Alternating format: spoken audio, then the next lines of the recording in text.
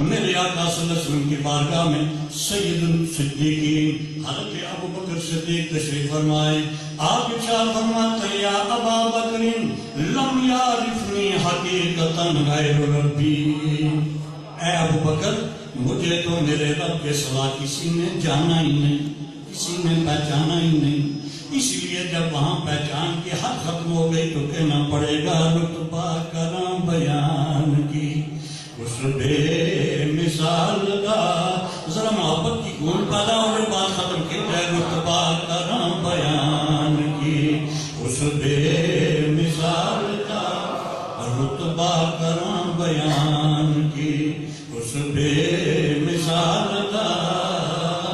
ثانی نہ کوئی آمنہ مائی دے لال دا, ثانی نہ کوئی آمنہ مائی دے لال دا.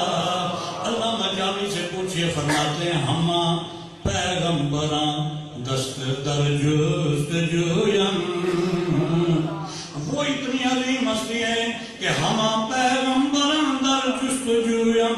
خدا دانت کے تو درجے مقامی رتبہ کرم بیان کی اس بے مثال دا, رتبہ کرم بیان کی اس بے مثال دا. ثانی نہ کوئی آمنہ مائی دے لال دا, ثانی نہ کوئی آمنہ مائی دے لال.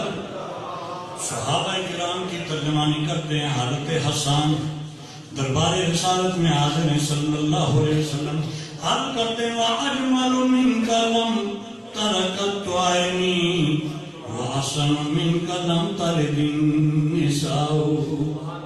خلقت مبرأ. آپ جیسا کوئی حسین و جمیل میری آنکھوں نے نہیں دیکھا. دعویٰ تو کر دیا لیکن یہ ساتھ خیال آیا کہ یہ میں نے اپنی بات اپنی آنکھ کی کر لی ہے, ساتھ ہی فیصلہ کر دیا وَأَجْمَلُ مِنْكَ لَمْ تَلِدِ النِّسَاءُ. کسی ماں نے ایسا لال جنا ہی نہیں. خلقت مبرأ من كل عیب کأنک قد خلقت کما تشاء. حضور آپ تو ایسے حسین و جمیل ہیں کہ گویا آپ سے پوچھ کے آپ کا رب بناتا رہا. فَإِنَّ أَبِي وَوَالِدَتِي وَإِرْضِي لَإِرْضِ مُحَمَّدٍ مِّنْكُمْ وَقَاءُ.